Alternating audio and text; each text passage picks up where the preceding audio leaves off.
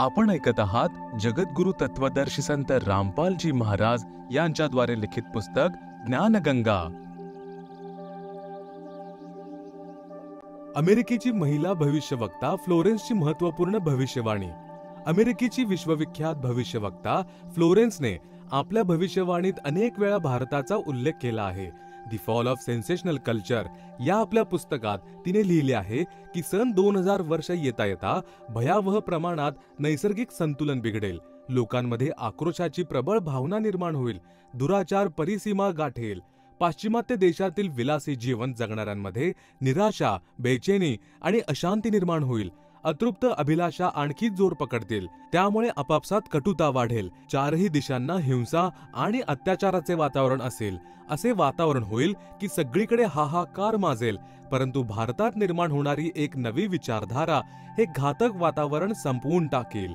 ही विचारधारा वैज्ञानिक दृष्टीने सामंजस्य आणि बंधुभावाचे महत्त्व समजावून सांगेल, धर्म आणि विज्ञान यांचा आपापसात विरोध नाही हे सुद्धा समजावून सांगेल, आध्यात्मिकतेची उच्चता आणि भौतिकतेचे क्षणभंगुरत्व सगळ्यांसमोर प्रकट करेल। या विचारधारेने मध्यम वर्ग अत्याधिक प्रभावित होईल। हा वर्ग समाजातील अन्य सर्व वर्गांना चांगल्या समाज निर्मितीसाठी प्रोत्साहित करेल। ही विचारधारा संपूर्ण विश्वात चमत्कारिक परिवर्तन आणेल। मला माझ्या 6व्या अतिंद्रिय शक्तीने जाणीव होत आहे की ही विचारधारा निर्माण करणाऱ्या त्या महान संताने भारतात जन्म घेतला आहे। त्या संतांच्या ओजस्वी व्यक्तिमत्वाचा प्रभाव सर्वांना आश्चर्यचकित करेल। त्यांची विचारधारा अध्यात्माचा जो प्रभाव कमी होत चालला आहे त्याला पुन्हा नवी स्फूर्ती देईल, सगळीकडे आध्यात्मिक वातावरण असेल। त्या संतांच्या विचारधारेने प्रभावित झालेले लोक विश्व कल्याणासाठी पश्चिमेच्या दिशेने जातील। हळूहळू आशिया, युरोप आणि अमेरिकेमध्ये सगळीकडे त्याचा प्रभाव जाणवेल। त्या संतांच्या विचारधारेने संपूर्ण विश्व प्रभावित होईल आणि त्यांच्या पावलावर पाऊल ठेवून चालतील। पाश्चात्य देशातील लोक त्यांना ईसा, मुस्लिम त्यांना एक सच्चा रहनुमा आणि आशियाई लोक त्यांना भगवानाचा अवतार मानतील। त्या महान संतांच्या विचारधारेने बौद्धिक क्रांती होईल, बुद्धिजीवींचे विचार बदलतील, त्यांच्यामध्ये ईश्वराप्रती श्रद्धा आणि विश्वासाचा अंकुर फुटेल। फ्लोरेन्सच्या मतानुसार त्या संताने भारतामध्ये जन्म घेतलेला आहे, ती या संतांमुळे खूपच प्रभावित झाली होती। तिने आपले दुसरे पुस्तक golden light of new era मध्येही लिहिले आहे की जेव्हा मी ध्यान साधना करते तेव्हा नेहमी एका संताला बघते। त्याचा वर्ण गोरा आहे, त्याचे केस पांढरे आहेत, त्याच्या चेहऱ्यावर दाढीही नाही आणि मिशाही नाहीत। त्या संताच्या कपाळावर अफलातून तेज असते, त्यांच्या कपाळावर आकाशातील एका नक्षत्राची प्रकाश किरणे निरंतर वर्षाव करत असतात। मी बघते की ते संत आपली कल्याणकारी विचारधारा आणि आपल्या सच्चरित्र प्रबळ अनुयायांच्या शक्तीने संपूर्ण विश्वभर नव्या ज्ञानाचा प्रकाश प्रसारित करत आहेत। ते संत आपली शक्ती निरंतर वाढवत आहेत। त्यांच्यामध्ये एवढी शक्ती आहे की ते प्राकृतिक परिवर्तन सुद्धा करू शकतात। ते आपले कार्य वैज्ञानिक दृष्टिकोनातून करतील। त्यांच्या कृपेने आणि प्रयत्नांनी मानवी सभ्यतेमध्ये नवी जागृती येईल, विश्वातील समस्त जनसमूहात नव्या चेतनेचा संचार होईल, लोकशक्तीचे एक नवे रूप नव्याने प्रकट होईल जे सत्ताधाऱ्यांच्या मनमानीवर अंकुश ठेवेल।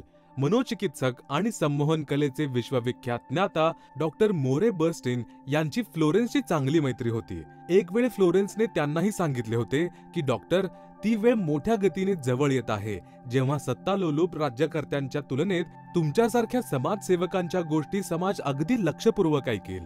21वे शतक येता येता एक नवी विचारधारा साऱ्या विश्वाला प्रभावित करेल। प्रत्येक राष्ट्रात सच्चरित्र, धार्मिक लोकांच्या संघटना लोकांच्या डोक्यात बसलेल्या चुकीच्या मान्यतांना बदलून टाकेल। ही विचारधारा भारतामधून प्रसारित होईल, तिथूनच संपूर्ण विश्वात पसरेल। मी त्या पवित्र स्थानावर एक प्रचंड तपस्वीला बघत आहे, ज्याचे तेज प्रचंड गतीने पसरत आहे।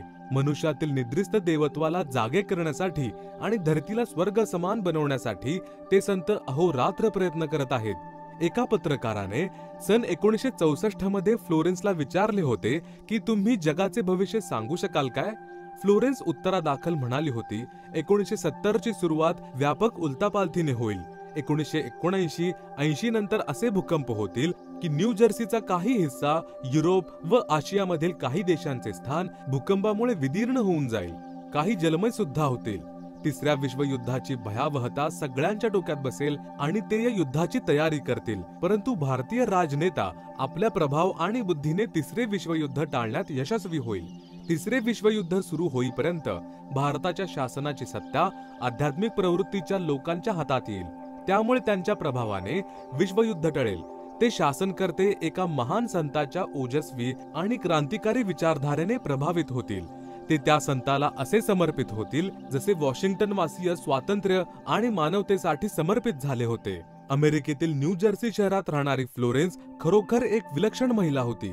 एकदा नेबेल नावाची एक व्यक्ती टीव्हीवरील कार्यक्रमावेळी तिला म्हणाला, तुम्ही भारतामध्ये जन्म घेतलेल्या संताविषयी तर नेहमीच सांगत आलात, मी स्वतःविषयी थोडेफार जाणू इच्छितो, ते सांगा. फ्लोरेन्सने त्याचा उजवा हात हातात घेतला आणि म्हणाली, तुम्ही लवकरच एखाद्या दुसऱ्या राज्यातून प्रसारण कराल. नेबेल त्यावेळी एका प्रसारण सेवेचा कर्मचारी होता.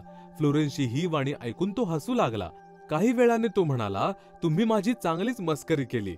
जर आमच्या कंपनीचे अधिकारी हा कार्यक्रम बघत असतील तर मी दुसऱ्या राज्यात जाओ अथवा न जाओ, आता आहे त्या कंपनीतून मला लगेच काढून टाकले जाईल. काही मिनिटातच टीव्हीच्या कंट्रोल रूमचा फोन घणघणला. तो फोन नेबेलसाठीच होता.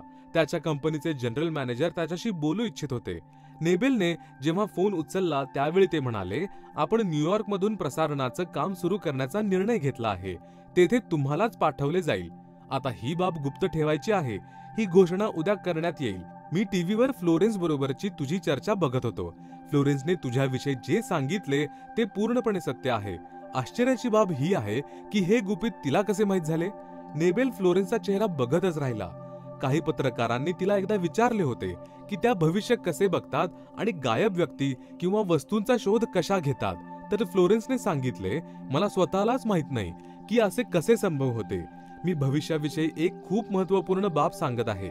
20व्या शतकाच्या शेवटी भारतवर्षातून एक प्रकाश निघेल. हा प्रकाश सर्व जगाला त्या दैवी शक्तींविषयी माहिती देईल, ज्या आपणासाठी आतापर्यंत एक रहस्य बनून राहिलेल्या आहेत. या दैवी शक्तींची माहिती जी संत रामपाल दासजी महाराजांनी सांगितली आहे. अधिक माहिती आपण याच पुस्तकाच्या सृष्टी रचना या विषयात ऐकू शकता. एका दिव्य महापुरुषाद्वारे हा प्रकाश संपूर्ण विश्वात पसरेल. तो सर्वांना सत्मार्गाने चालण्याची प्रेरणा करेल. संपूर्ण विश्वात एक नव्या विचाराची ज्योत उजळेल. जेव्हा मी ध्यानावस्थेत असते तेव्हा ते दिव्य महापुरुष मला नेहमी दिसतात. फ्लोरेन्सने वारंवार त्या संत दिव्य महापुरुषाचा उल्लेख केला आहे. त्याचबरोबर ती हे सुद्धा सांगते की उत्तर भारत वर्षातील एक पवित्र स्थानावर ते उपस्थित आहेत. सज्जन हो, उपरोक्त भविष्यवाणी आणि वर्तमानवाणी आहे जी परमसंत रामपालजी महाराज यांच्या संदर्भात सत्य ठरत आहे. तसेच याचे समर्थन अन्य भविष्यवाण्या सुद्धा करत आहेत, ज्या पुढे दिलेल्या आहेत.